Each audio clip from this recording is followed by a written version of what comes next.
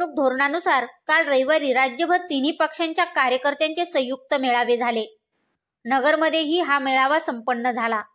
मात्र या मेळाव्यात अजितदादा गटाच्या 3 विद्यमान आमदारांसह भाजपच्या एका माजी आमदारांची अनुपस्थिती चांगलीच चर्चेत आली। विशेष म्हणजे दक्षिणेत लोकसभेसाठी विखेंविरोधात सर्वात जास्त चर्चेत असणाऱ्या निलेश लंकेंची गैरहजेरी लक्षवेधी ठरली। याशिवाय कोपरगावचे आमदार आशुतोष काळे, अकोल्याचे आमदार किरण लहामटे व भाजपचे माजी आमदार वैभव पिचड हेही मेळाव्याला उपस्थित नव्हते। याच गैरहजेऱ्यांचा अन्वयार्थ आपण आज पाहणार आहोत। नमस्कार, मी गायत्री आणि आपण पाहत आहात नगरी पंच। नगरी राजकारणाचं निर्भीड आणि सडेतोड विश्लेषण। महायुतीच्या धोरणानुसार काल नगरमध्ये भाजप, शिंदे गट व अजितदादा गटाचा मेळावा झाला। मेळाव्यासाठी समन्वयकांची नियुक्ती करण्यात आली। सत्तेतील तिन्ही गटांच्या प्रमुख नेत्यांना आमंत्रित करण्याची व त्यांना आणण्याची जबाबदारी या समन्वयकांवर होती। त्याप्रमाणे पारनेरचे अजितदादा गटाचे आमदार निलेश लंके यांच्या उपस्थितीकडे जिल्ह्याचे लक्ष लागले होते। हा मेळावा पालकमंत्री राधाकृष्ण विखेंच्या नेतृत्वाखाली होत असल्याने लंके येणार की नाही याची उत्सुकता होती। घडलेही अपेक्षेप्रमाणेच। लंकेंनी या मेळाव्याकडे पाठ फिरवली।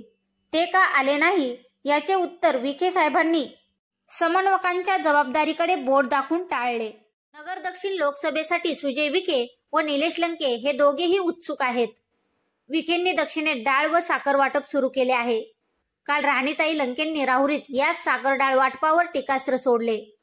महायुतीत भाजप व अजितदादा गट एकत्र निवडणूक लढवणार असला तरी हे दोघेही काही झाले तरी उमेदवारी करण्याच्याच मनस्थितीत आहेत। लंके आणि विखेंनी आतापर्यंत एकमेकांना चिमटे काढण्याची एकही संधी सोडलेली नाही। हा मेळावा पालकमंत्री राधाकृष्ण विखेंच्या अध्यक्षतेखाली झाल्याने लंके येण्याची अपेक्षाच नव्हती। झालेही तसेच। लंकेंनी मेळाव्याला गैरहजेरी लावत लोकसभेला उभे राहणारच असा थेट इशारा दिल्याचीच चर्चा होती। अकोल्यातील राजकारण हे संदिग्धच आहे। राज्यात राष्ट्रवादी व भाजप एकत्र आल्याने अकोल्यात पंचायत झाली आहे। विद्यमान आमदार किरण लहामटे व त्यांचे कट्टर विरोधक वैभव पिचड या दोघांचेही पक्ष सत्तेत आहेत। यावेळची विधानसभा हे दोघेही लढवणार आहेत। त्यामुळे तिकीट वाटपानंतर साहजिकच दुसऱ्या उमेदवारावर थांबण्याची वेळ येणार आहे।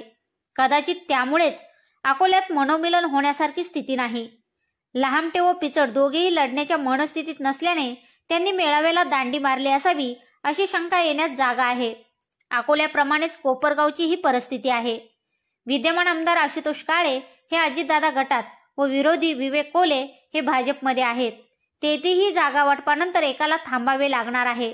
मात्र दोघांनाही कोणत्याही स्थितीत निवडणूक लढायची असल्याने आमदार काळे यांनी कदाचित मेळाव्याला येणे टाळले असावे।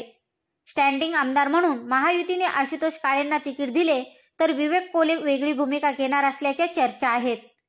याशिवाय शिवसेनेचे शहर प्रमुख दिलीप सातपुतेही मेळाव्याला गैरहजर होते।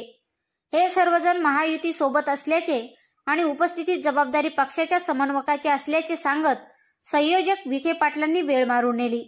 मात्र नगर जिल्ह्यातील राजकीय परिस्थिती विचारात घेता या गैरहजेऱ्यांची राजकीय वर्तुळात चांगलीच चर्चा सुरू झाली आहे।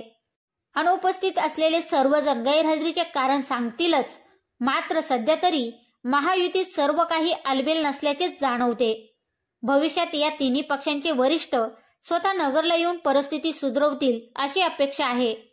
तुम्हाला हा व्हिडिओ कसा वाटला हे आम्हाला कमेंट करून नक्की कळवा। तसेच व्हिडिओ आवडला असेल तर चॅनलला सबस्क्राईब करायला विसरू नका।